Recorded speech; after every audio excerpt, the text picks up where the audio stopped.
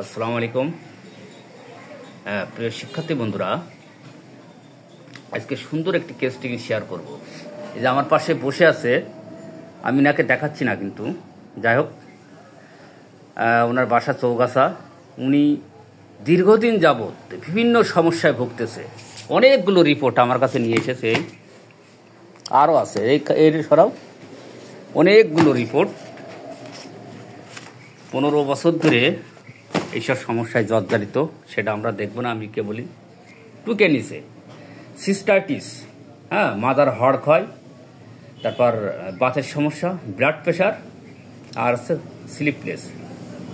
ডাক্তাররা বলেছে আপনার যে মাদার হাড় ফাঁক হয়ে গেছে নাকি, একটু সাউন্ড আপনাকে দেখাচ্ছে না। মাদার হাড়, আপনি একটু কথা বলুন। ব্লক হয়ে গেছে, আবার ওখানে ক্ষয় হয়ে ও শিরা দিয়ে ঢুকে গেছে ওর মধ্যে, এই বলেছে নাকি। মাদার ডিস্ক অপারেশন করতে হবে। তাই যাই হোক, রোগ তার একটা না, রোগ আছে 4-5টা। এখন এই 4-5টা রোগ থেকে মুক্তি পেতে হলে অবশ্যই হোমিওপ্যাথিক মেডিসিন খেতে হবে।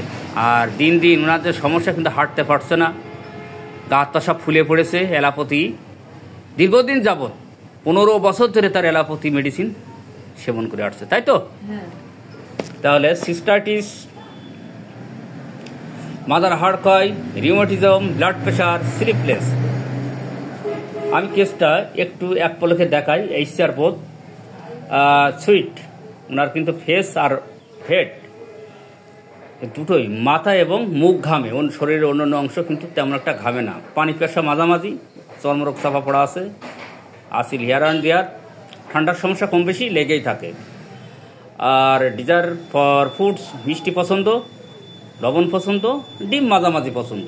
অ্যাভারশন মিল্ক, না কিন্তু দুধ খাইলে পেট ফাঁপে, অসহ্য হয়।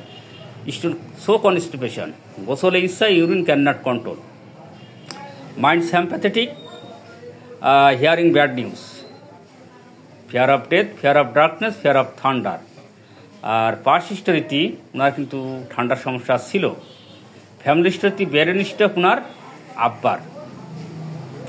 আর সবচেয়ে বড় কথা বন্ধুরা, এখানে কিন্তু এই মেডিসিনগুলো বিশেষ করে আসো চাষা, আসো চেয়ারে বসে, চেয়ারে বসো, থাক সমস্যা নেই, বসো। আমি আরেকটু দেখাই। বিশেষ করে মাথায় ঘাম, মুখে ঘাম, ওনার কিন্তু প্রচণ্ড ঠান্ডার সমস্যা, গায়ে আসিল আছে, মিষ্টি পছন্দ, লবণ পছন্দ, ডিম পছন্দ, ইউরিন ক্যান নট কন্ট্রোল। তারপর বর্ষার পানিতে ভিজলে কিন্তু সমস্যা হয়, স্টুল কনস্টিপেশন। আর মাইন্ডের ব্যাপার স্যাপার হচ্ছে sympathetic mind, hearing bad news, fear of darkness, thunder, fear of death, past হিস্টোরিতে নিউমোনিয়া। এসবের উপর ভিত্তি করে উনি কিন্তু ওনার কিন্তু ফিজিক্যাল মেকআপটাই কিন্তু ক্যালকেরিয়া কার্ভের।